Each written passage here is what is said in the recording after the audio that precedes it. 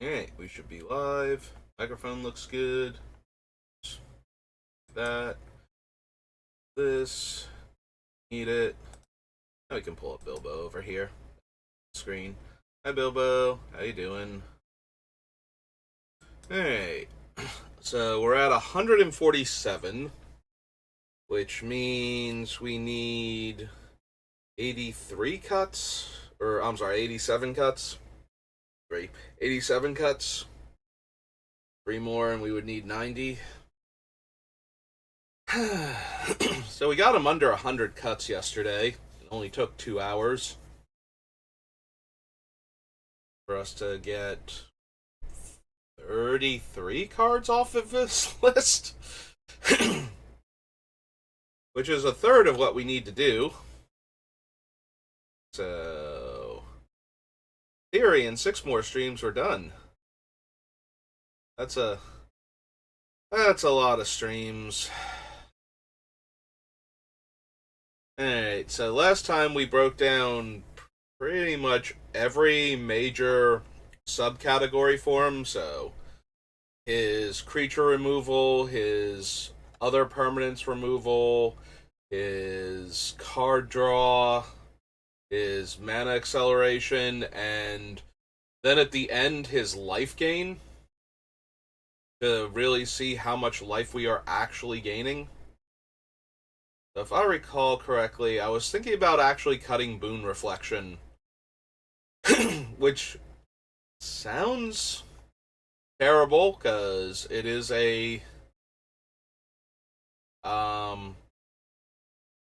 doubling effect for life gain, but we have 2 other of those that are better. Like, Alhammer's Archive is better because we also get extra card draw when we draw cards outside of our draw step, so excuse me. So that one's pretty strong, but that's it. Like, we have that and the Rogue's Faith Mender in this one, so this one is only gaining us extra life for a 5 mana enchantment, and like even the Rogue's is a 1/5 lifelink on his own, so he can gain us life just by blocking little creatures or poking in for damage when it's viable. In addition to the amount of extra life gain we get from all of our other cards. So this is another. We have a bunch of kind of do nothing enchantments that are just in the deck for when other things happen eventually. We'll be right there to benefit from it, but this is the one that most needs other cards going on in order for it to work. Now, granted, our deck wants to gain life, so almost any of the other cards going on are eventually going to make this relevant, but again, we need to cut like almost 2/3 of the remaining cards on this list. So we literally do not have room for anything other than the actual either best or most fun for the deck cards that we have the option to take, so like I'm wondering if I cut Avenger of Zendikar. It makes a ton of bodies and we do ramp by land, so there is a lot of potential for this card to gain us a ton of life. Also, creatures coming into play is our most effective way to gain life right now, which is why cards like him are even on the list.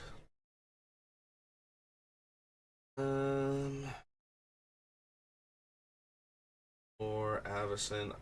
We might cut Avacyn. Like, she's still 8 mana, and we don't ramp super hard.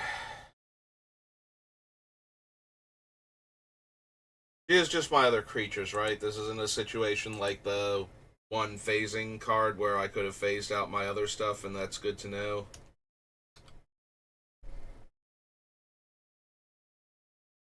Where are you at? There you are. Other permanents you control have indestructible. She is my other permanents. Alright, that's back to being tempting to leave in then. And of course, use other permanents. Like, having my enchantments be indestructible is actually super relevant to this deck, so kind of don't want to cut her now. I could see cutting the Sunscorch Regent. English Making, Decked in Stone, Heroic Intervention, Dusk to Dawn, Solemnity. It's possible we just cut Solemnity. At that point, though, we are in a position where we have to pay life for Glacial Chasm.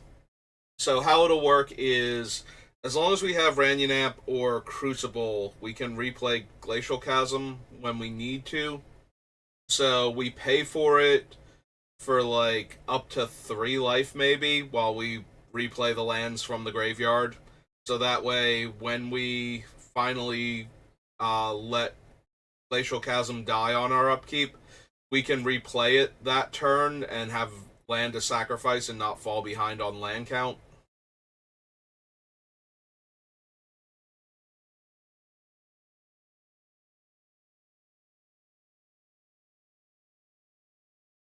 Like, I'm trying to think where the problems with Solemnity are. The biggest problems with Solemnity are opponents who have cards with negative counters on them that now benefit from the negative counters not being able to go on most of their stuff. And what's the other thing? Um the ones where, like, Undying, where the counter is not bad, but because the card can't get the counter anymore, it actually gains strength. Also, we cut the Luminous Broodmoth, I believe, which is another thing that would have benefited from Solemnity, so yeah, it's probably time for this one to go. That does only leave Malera to cancel out any poison decks we might run into, but also Solemnity has benefits against certain other types of decks. Um, Ones that just try and dump huge numbers of +1/+1 counters on their creatures for value, like they can't get those counters anymore. Decks that rely on -1/-1 counters to, like, as part of their removal package. Things like Black Sun Zenith, or yeah, Black Sun Zenith. I'm thinking of like cards that wind up in my Volrath the Shapeshifter deck because he uses -1/-1 counters on opponent's stuff. And there's a bunch of cards in, like, the Zenith is one of the best ways to kill things in that deck, but just putting the -1/-1 counters on stuff gives Volrath and some of the other cards in the deck a lot more potency. Things like Kapatra and Nest of Scarabs, I think it's called, and things like that. So it would randomly hose decks that are running those type of cards. Although Malera does stop the -1/-1 counter, she doesn't stop the creatures getting +1/+1 counters. I wonder if we want to keep Solemnity in and cut Malera then. Because if I can't get counters, then I can't get poisoned out anyway. And I don't super care about... Yeah, maybe we cut Malera then. Like, this one still has some play when it comes to our own land and its cumulative upkeep. So maybe we cut Malera. Because this way this is hosing a lot more than just the... although it does mess with Karlov. I won't be able to put the 1/1 counters on him, so he won't be able to exile creatures anymore. So maybe that's a cut if we're going to leave in Solemnity. But yeah, maybe we cut Malera then. Because she only hoses Infect, Toxic, and -1/-1 counters specifically. So, get rid of her.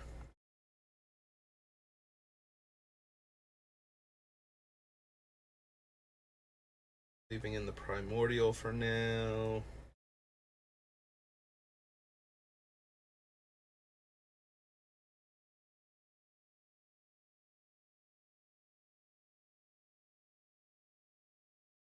Alright, so we cut those two. We come back up here. I'm thinking in my head right now as opposed to thinking elsewhere? Question mark? But yeah, in the back of my head, I'm going, how many actual comes into play abilities do we have? Because I've got, like, we have the life gain triggers, and because of that, I had, like, Panharmonicon, which we cut. We have Conjurer's Closet, we have Teleportation Circle, we have Mother of Machines, Norn. So the question is like, are those things doing enough?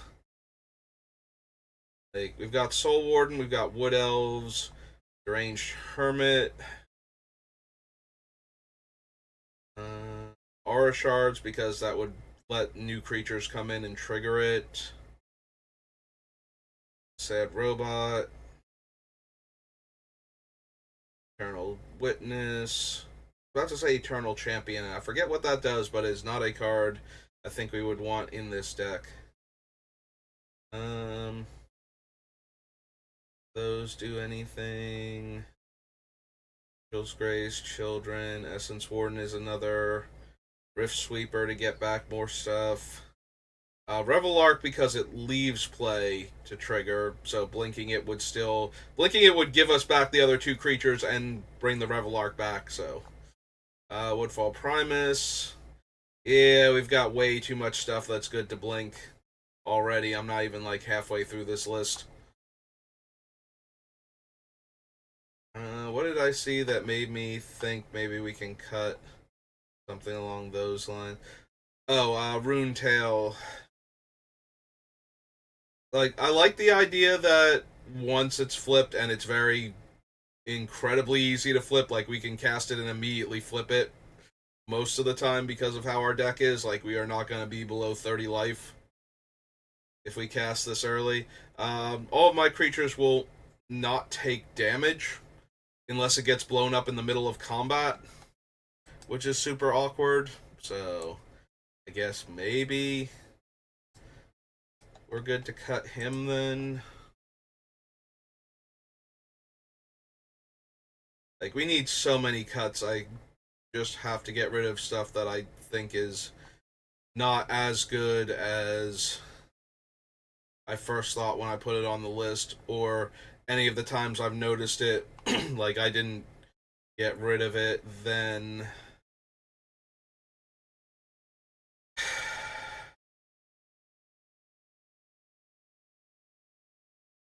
I'm debating, like, not Lapse of Certainty, like maybe Lapse of Certainty, but probably Reprieve if it's still on the list. Like, stopping our opponents from winning the game is sometimes going to require that the one spell not resolve, ideally on a turn where they're spending a whole bunch of other resources to set it up, and then they're going to cast this one last spell, and it's going to be the thing that kills us and or the rest of the table. Well, I suppose I don't care if it kills the rest of the table, but not me, but you know what I mean. Like, either we're going to die or everybody's going to die.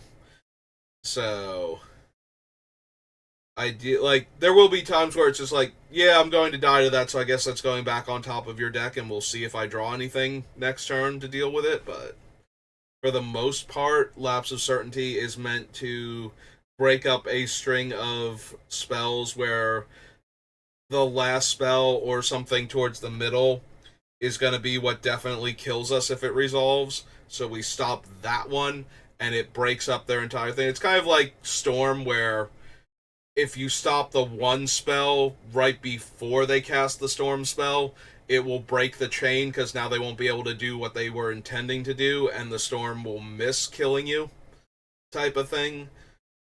So Lapse of Certainty is better for that, because it guarantees that the spell, like, it puts a spell on top of their deck, so now they need to spend resources to draw the spell again, and then cast it again, and that's usually enough to put it out of reach of being cast again. But Reprieve puts it back in their hand, so they have to have gone to the point where they literally cannot cast it again this turn for that to work, or where casting it again will mean that they don't get to cast the other thing that follows it that finishes us off. But if there's one card where it's like, yeah, if we let that one resolve, that's going to be the problem. We might get into a position where Reprieve wouldn't do it, but Lapse does. It's difficult because we have so many things, and some of them are narrow but very useful when they come up. Like, being able to lapse certain spells is going to be game winning. Being able to lapse other spells is going to be a mild inconvenience for the opponent. So, or at least, if not game winning, prevents the game from being lost immediately. So, still relevant. But something like Reprieve, if I still have it on the list, can probably go because it's less likely to accomplish that. And it's already not something I have enough room to just jam all of the copies of.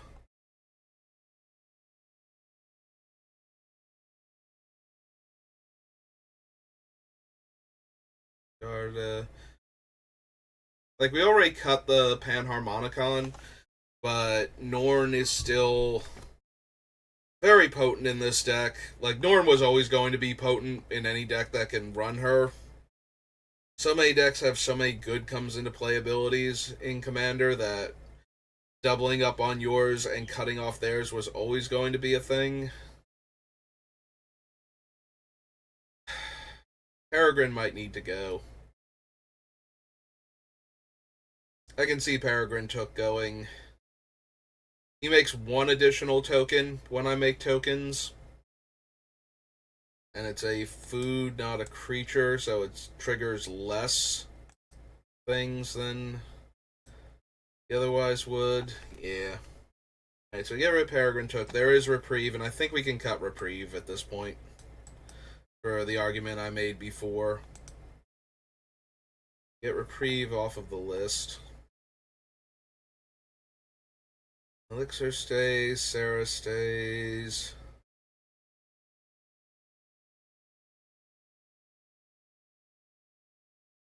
Do we cut Angelic Accord for the same argument I made for Boon Reflection? Like, the other creatures that make things, aside from, I think his name's Gwahir. He's up here. Oh no, he's not, because he's from the Commander set. Who makes the Eagles. When I gain enough life in a turn, like, all of them, the other two can trigger themselves. Like, Resplendent Angel can activate and attack as a 5/5 lifelink and trigger, and the 4/4 Valkyrie Harbinger or whatever it is in a similar position in this deck, so they can both gain me the life that they need to on their own, whereas Angelic Accord requires external life gain to trigger.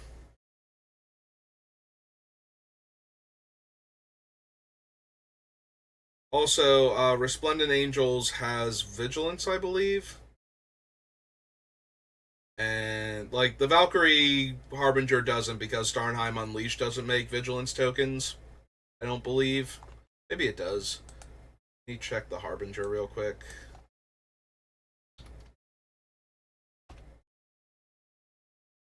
Oh no, they do have Vigilance. Does Starnheim Unleashed make Vigilance?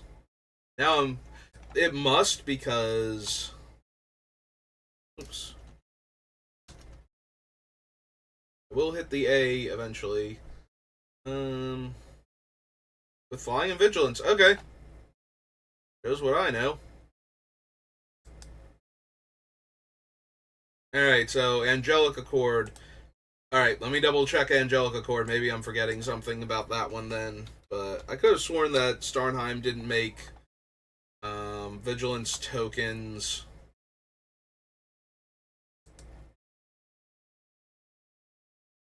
Alright, so Angelic Accord does not make Vigilance tokens.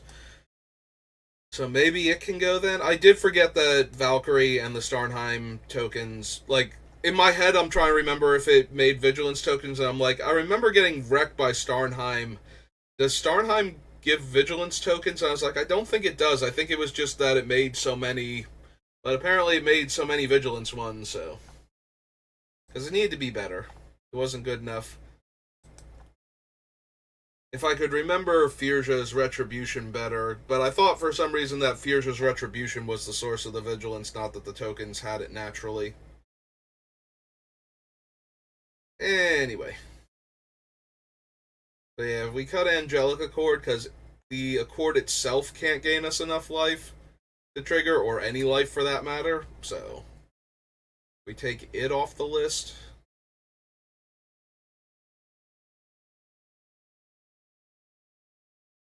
Because we need so many cuts, so might as well get another medium card off the list. Yeah, Chowderfang makes that many tokens, so all of the like deranged hermit effects, anything that's making like 3 or 4 creature tokens is now making, 6 to 8. So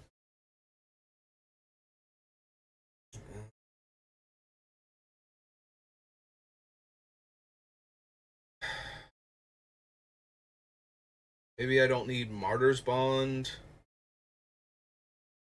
There's also a chance I cut Karlov because of the non synergies with Solemnity. Like, he's now on the short list to get cut, and the argument is if I cut Solemnity, I don't need to cut him. So it becomes which one of these is actually going.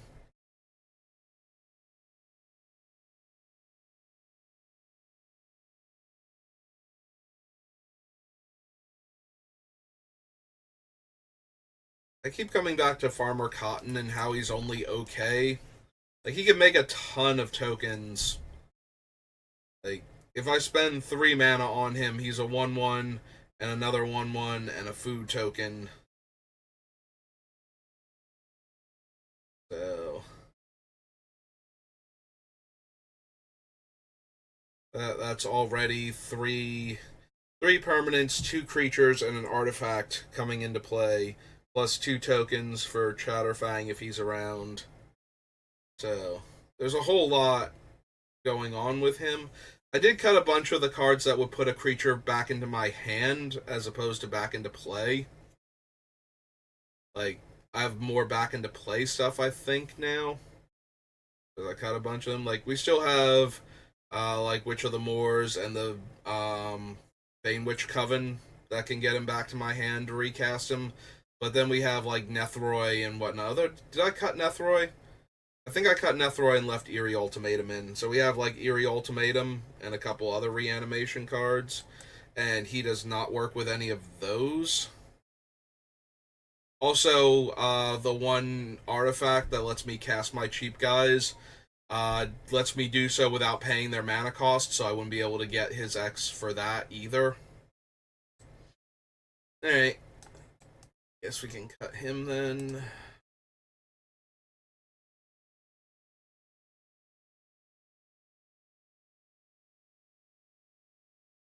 Three, four, that's 5 more cards. Brings us down to 140. 80 more cuts. We're doing 5 at a time. It's taking forever. We are at 80 more cuts to get Bilbo built.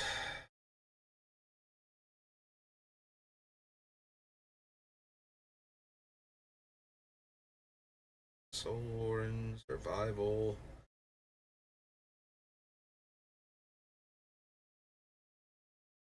Replenish. Yeah, Replenish and Eerie Ultimatum are our main ways to get back all of our fun enchantments. So, and we have a lot of those in this deck. We also have a handful of potent artifacts, but feels like a lot of our things are enchantments. Are enough of our things still enchantments? Let me check on that. Like, if Replenish has lost enough of its value, maybe...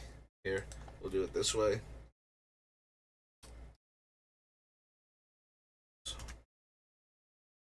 Yeah, It says 51, but some of them are going to be destroys enchantments and whatnot. So 2, 3, 4, 5, 6, 7,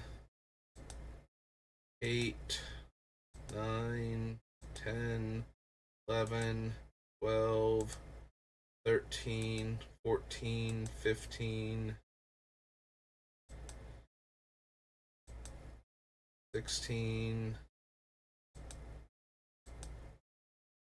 17, 18, 19, 20, 21. Also, some of them are going to be things that I copied down below. Okay, so there are actually only 21 enchantments left in the deck, but that is a third of the deck, so we're going to need to cut quite a few more before I decide, okay, we actually... Alright, so we probably need to cut more removal. I think I cut Mangara because I cut all of the things that interact with him.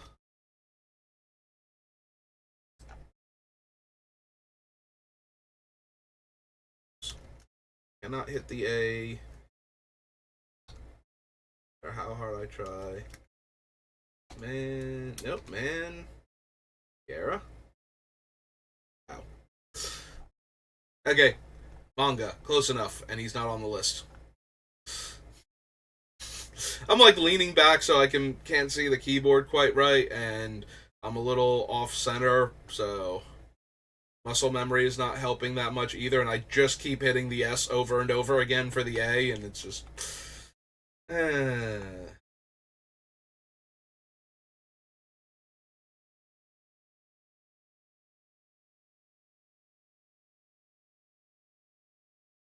Maybe I just don't have the hand disruption. Like, we get rid of Ben Lurker, Raven Man, and Liberated. Like, Karn Liberated's still fine, but we're not taking advantage of him as much as I would like.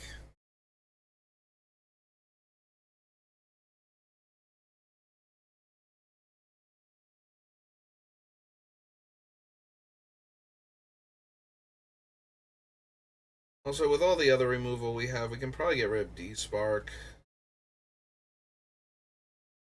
Maybe Solitude. Solitude's main thing is that I can tutor for it with Recruiter of the Guard.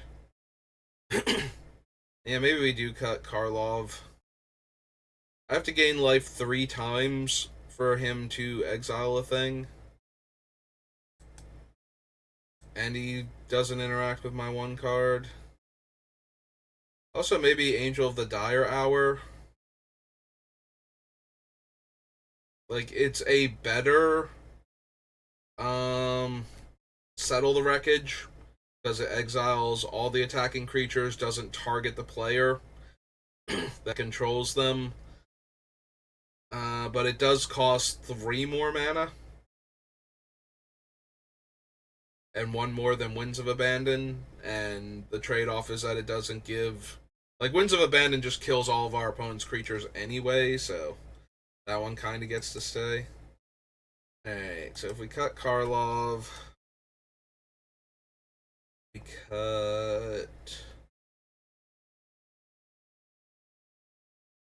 D-Spark, because we have enough other cards like D-Spark. The main benefit is that it's a cheaper instant that can hit most things we would need to, but I kind of need to make room for all of the other stuff that we have. Yeah, I think I would rather have Luminate Primordial than the Angel of the Dire Hour, because I can just cast that and exile 1 of each opponent's creatures, and then I can blink it and keep exiling their stuff with the things that I have.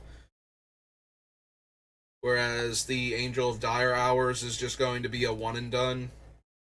Now, granted, she's a 5/4 flyer after that, but I'm not attacking most of the time, so...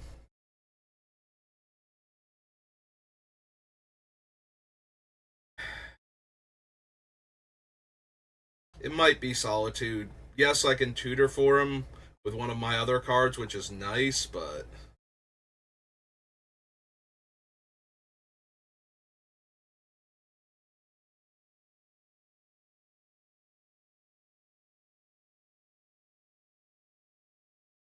Yeah, he's still 5 mana to kill one creature. Because I kind of want to keep my cards in the game most of the time, so I can keep recycling them. It's not the end of the world if I have to cast it. It does give me the option to do that. And in the most extreme scenario where I'm exiling something that's actually important, I do have Rift Sweeper to get it back. So even if I did have to exile something that I would desperately want later, it is possible to get it back.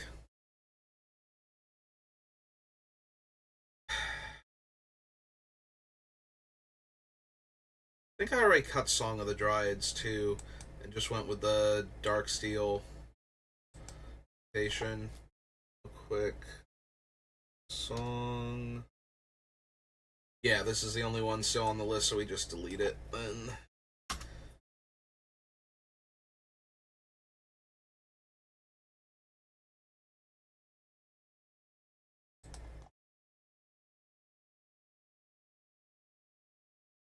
So we have Greed, Necropotence, Well of Lost Dreams, Dawn of Hope, Citadel, The One Ring. I'm wondering if I need Mentor of the Meek. There are going to be times where I will have the mana and I will just cast or blink, like a Deranged Hermit and get to pay and draw 5 cards. Like pay 5, draw 5.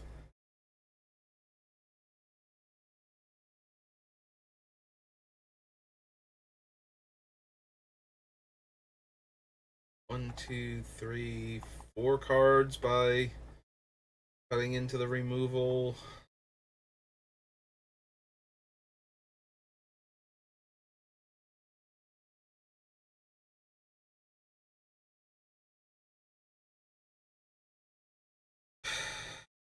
I like Barrier Breach and Dust to Dust because they're exiling multiples of the one permanent type that they hit, but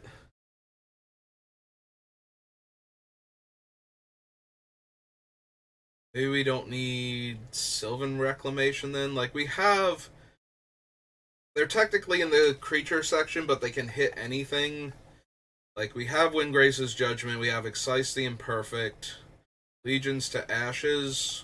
It's all card types, I believe, like all non land card types. Right, I'm not misremembering that.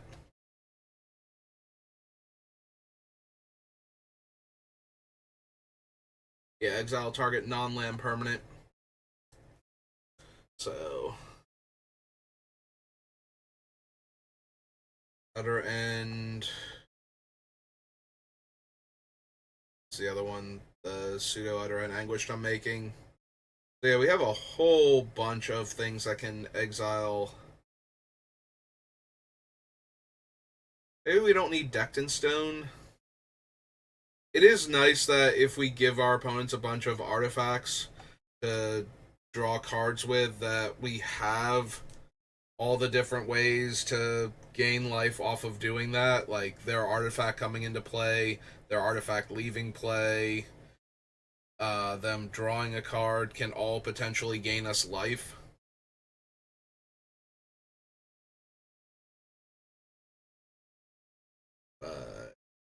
It is a sorcery, and I kind of need a few more instant speed removal spells. So I'd rather have those, have them be a little more expensive. It does help that it can hit all the tokens with the same name, but we have effects like that in Legions to Ashes, so.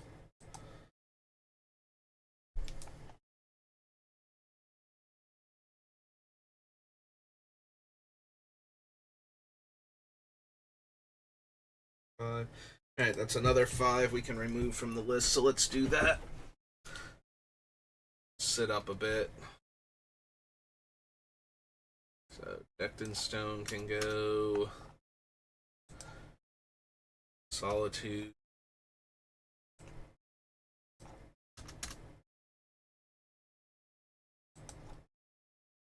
Angel. I should have just typed in Dire Hour, but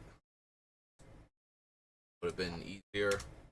But apparently we went straight to it first, so helpful. Deep Spark.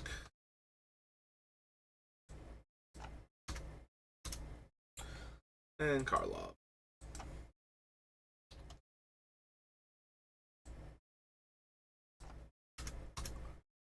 So that's another 5 off the list, which brings us down to 135. Alright, we're making headway. We're almost down to the part where we only need to cut half the cards still on the list. We'll be done. What are we at? Oh, we're only at like half an hour. A little over.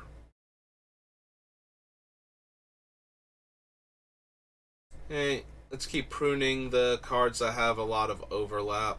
We cut Farmer Cotton from up above, so that can go. We got Peregrine Took.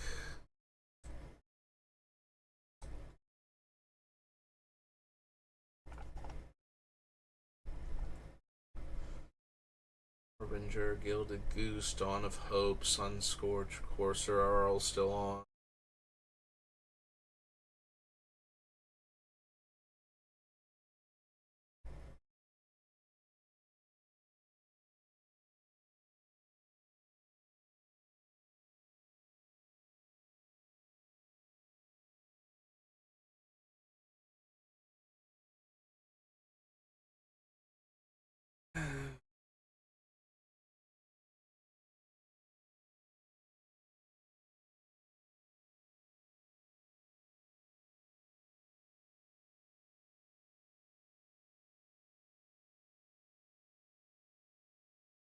Maybe it's Guardian of the Faith.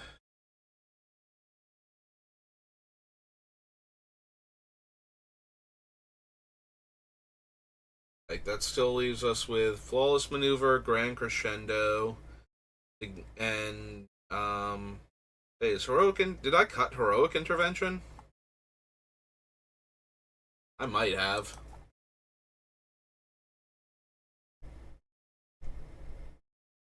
No, it's still on there. Heroic Intervention, why are you not on the list down here?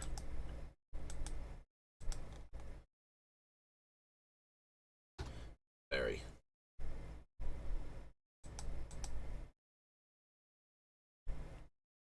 Yeah, I am confused how Heroic Intervention is not on this list. I must have accidentally skipped over it, and I probably realized it the other day and then forgot to add it back in, though. So Flawless Maneuver can be free.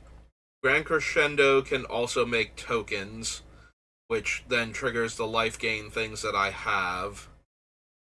And Heroic Intervention can also prevent targeting, so it can get around targeted removal for something like Avacyn or Sigarda. So they all have different uses.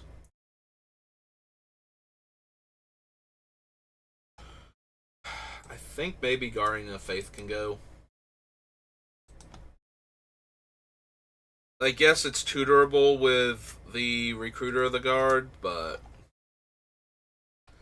I think it's the weakest of the group. It also dies to a lot of my mass removal, since it has 3+ power. Now, granted, it's not in there to be an attacker, it's in there to save my stuff, and the fact that I could tutor for it with the one creature is not terrible. Like, that's an argument for it to be... That's probably the biggest argument to be made for leaving it in the deck, is I can tutor for it, which means that if I'm blinking Recruiter of the Guard, or if I'm getting Norn to double up on the effect, I can get this and have it to protect my other stuff while still getting something important. Like, I can get something now that's going to impact the board, and I can get this either then or at a later date, or vice versa. I can start by getting this one and then blink the thing later and get something more impactful, and that way I have protection for my creatures from board wipes. Or if the creature is that important, a way to save it from a targeted removal spell by phasing it out.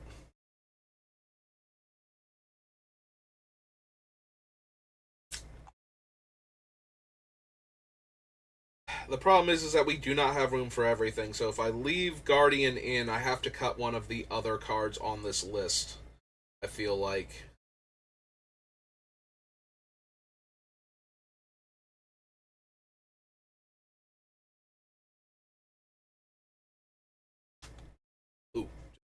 accidentally swatted my headset.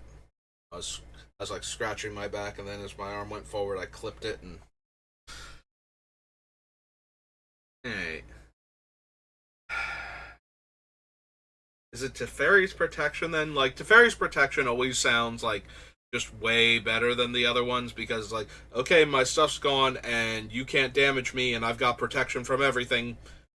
Go. But at the same time, what was that little chocobo? Ah, Numot's doing a thing. Well, if you're bored watching me build my Commander decks, I have no idea what he's actually doing. He might be doing his sponsored stream for Genshin. Like, he's got a kid on the way. I don't blame him for doing a lot more sponsored streams, trying to make that money.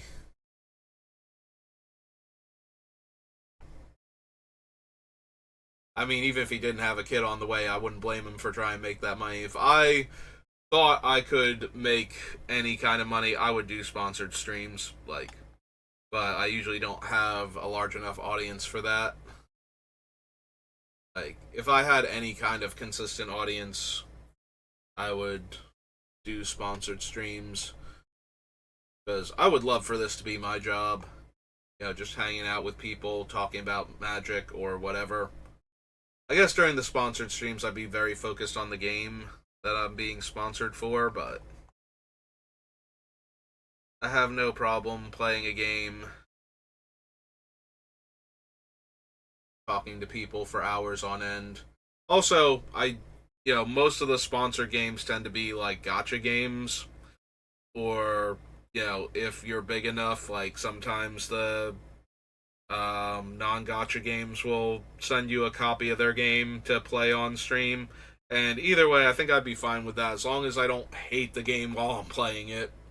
Because I have played the Kingdom Hearts gacha, and I do currently play the one of the Final Fantasies. It's the Opera Omnia one, which is based on the Dissidia subgenre of Final Fantasy.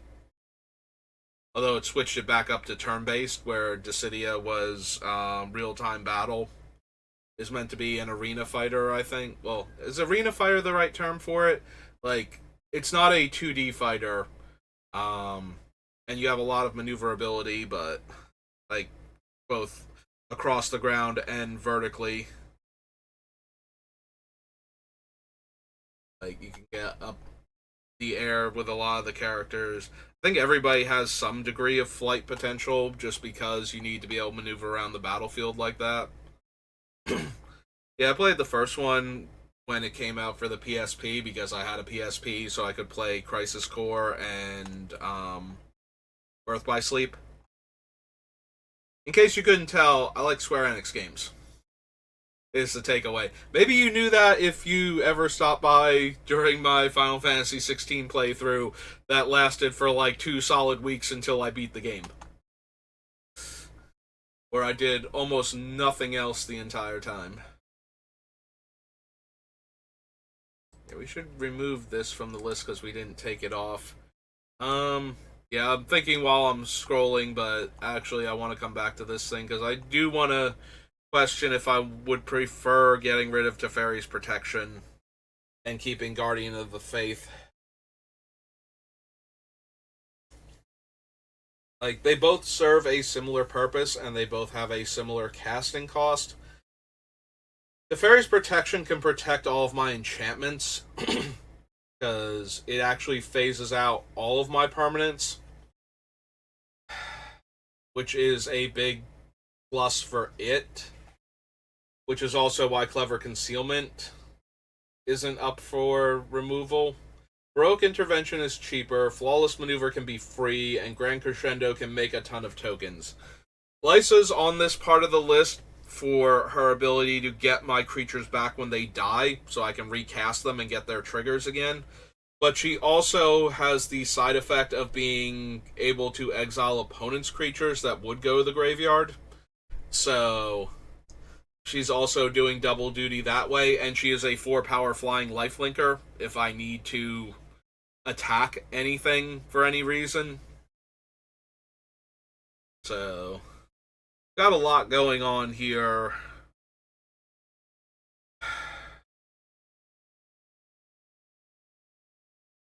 Intervention is just creatures, right? Like, it doesn't protect. Because if that also protects my artifacts and enchantments. Um, Permanence I control. It is permanence. Okay. Can you tell I almost never play with Heroic Intervention? I don't have a ton of green decks that I play regularly, though. Probably the biggest one is Rorikthar, I think. I know that seems weird. Like, I definitely have a lot of decks that have green in them, like Tasigur and Yarok and uh, oh, Volrath. Volrath's bug colors. Yeah, I have a bunch of green decks that should probably consider running Heroic Intervention, honestly. But it's one of those cards that's like a staple that I don't normally wind up putting in my decks for whatever reason. But yeah, no. I need to be able to protect my enchantments from mass removal, and that's another way to do it. I do feel bad though, because I think the ability to tutor for this to protect my creatures is useful, but I think I need the other ones more. And there's a chance I might have to eliminate another one of these off of the list, and I don't wanna. So I think Guardian of the Faith has to be the one that goes.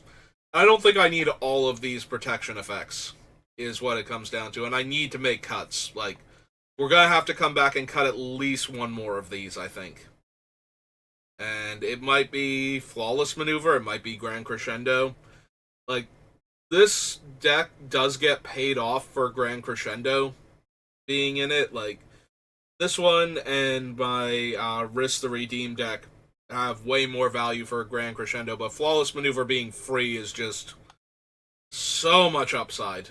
And the fact that we have a whole bunch of enchantments and artifacts I'd like to protect from mass removal means cards like Heroic Intervention and uh, Clever Concealment and Teferi's Protection go way up in value.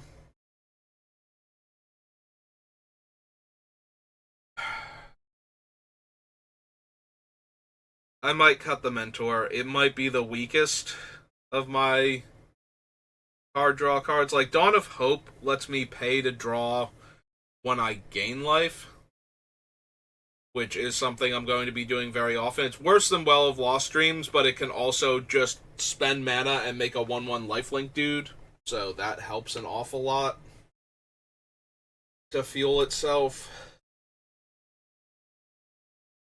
Whereas Mentor, other cards need to fuel it.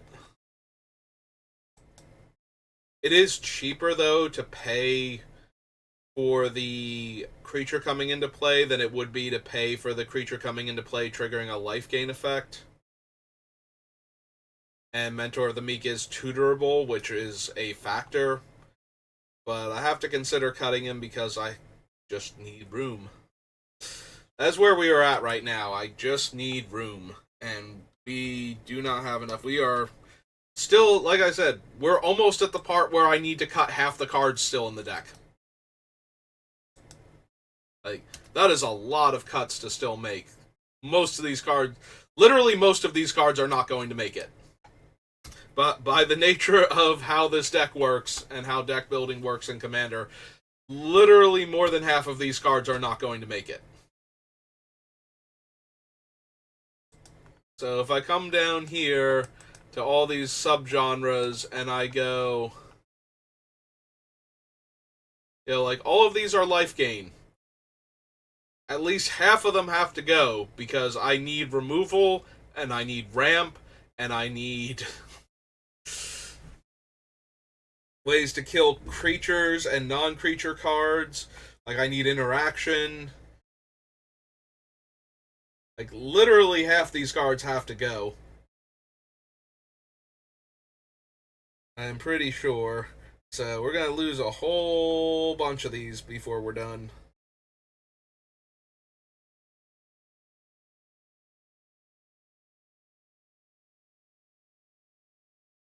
We still have like 20-ish enchantments for Sithis here. But that number is going to change, and if it gets too low, we can cut her.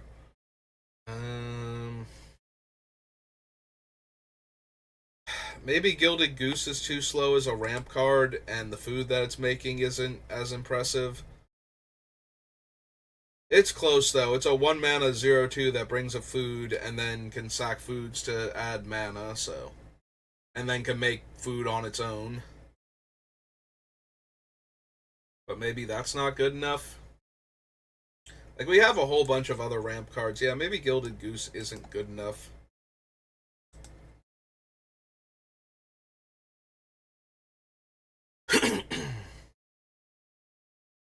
The possibility we cut Sunscorch.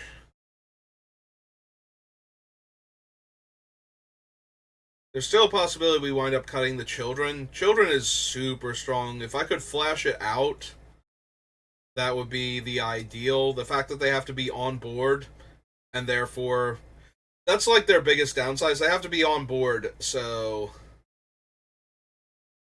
players will know that I'm not going to lose the life that they're making me lose. Like, they're either trying to force me to sacrifice this now, or they are ignoring it, and not attacking me until they can get rid of it, or they're going to get rid of it before they do anything major to my life total. So maybe Children of Corliss, like Children of Corliss, is super strong as an anti some card spell. Like, it can also work if somebody goes for the actual kill and I have Angel's Grace, and then I can gain all that life back that I just lost.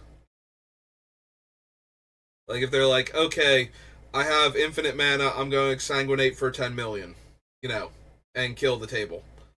Because I generated infinite mana. It's just like, well, Angel's Grace would let me live at 1, but why live at 1 when you can live at your actual life total?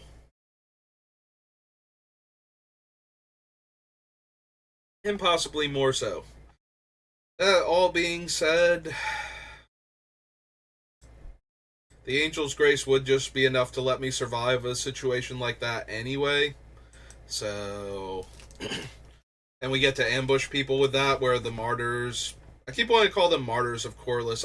There's a card that's something similar to this, or vaguely, and I do not remember exactly what it is, but I keep wanting to call them that. So we take the Gilded Goose off of here also. Like, do I get rid of Accomplished Alchemist? She's 4 mana for a 2/5, and eventually, like, once we get through a turn cycle, she will probably be able to tap for a large amount of mana. And I do have some expensive cards, but we also have, like, Prize Pig that can come down early, tap for mana of any color, and then when I start gaining all that life, just accelerate insanely. Also, the Prize Pig is a 0/3, so it meets the requirements for a bunch of other cards. And that, like, the downside is it's got 3 toughness, so I can't Recruiter of the Guard for it. And it's cost 2 mana, so I can't the thing from Modern Horizons 2 that I'm blanking on the name of it. But on the other hand, it is a massive payoff when I'm gaining life and I need mana. Also, we have Lotho. Yeah, we can probably cut the Accomplished Alchemist. Gotta make cuts. So let's go ahead and cut her.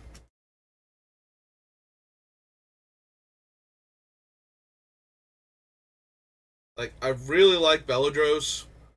The main thing I see doing with her is gaining a bunch of life, activating Well of Lost Dreams, and then paying 10 life to untap all of my land so I can cast all the spells I just drew. Like, that just seems insane to me. I would really like to be able to do something like that. But I don't think. It's a 7-drop 4/4 dragon. It does make a creature literally every turn for me, though, and that creature dying gains me life. Like, there's a whole lot going on with her that meets the, um, you know, the criteria of this deck. So I don't just want to get rid of it, but I don't want to get rid of most of these cards. I haven't wanted to for a while now, and I still need to. Like maybe Sylvan Reclamation can go. It's 5 mana to exile a combination of 2 artifacts and/or enchantments, but it has basic land cycling, so and it is an instant as opposed to some of the other exile stuff on my list. But yeah, maybe that can go. Because we have enough ways to exile problematic artifacts and enchantments, and repeatable ways to destroy them too. Like, Aura Shards goes a long way to dealing with any deck that relies very heavily on potent artifacts and enchantments. Like, this thing, in a deck like this where I can make creature tokens, this is just an absolute house against the heavy artifact and enchantment decks.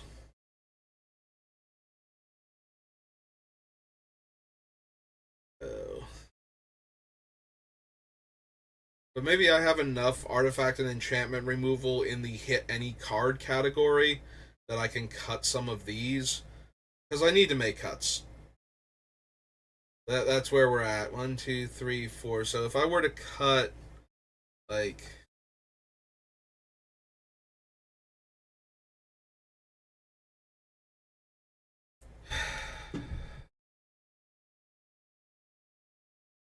maybe we cut Karn. We cut the Raven Man. Raven Man's making 1/1 tokens, but they can't block, and I don't want to attack with them. So maybe this isn't the hand disruption for me. I might leave the Fenlurker in for now, but like Karn's basically 7 mana sorcery speed, exile a permanent, and then we see if he lives, which he's unlikely to do even in this deck that's very defensive.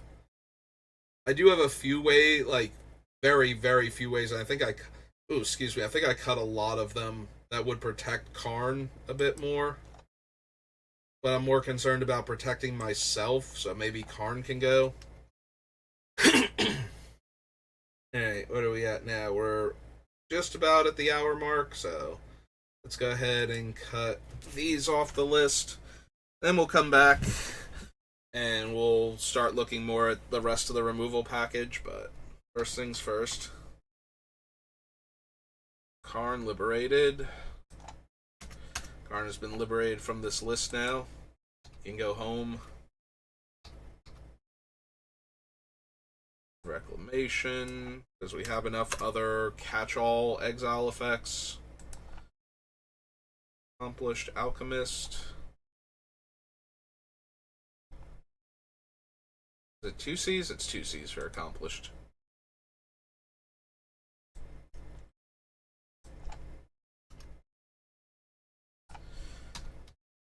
Children.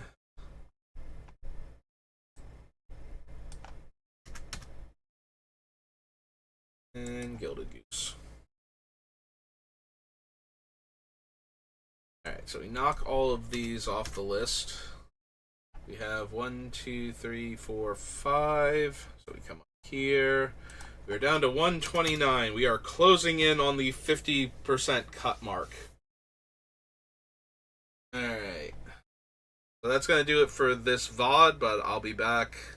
I'm going to do a little bookkeeping. I'm not going to end the stream because we're going to do more stuff, but that'll finish up this VOD.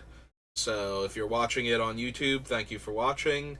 I hope you enjoyed it, and I will see you next time, and have a good rest of your day.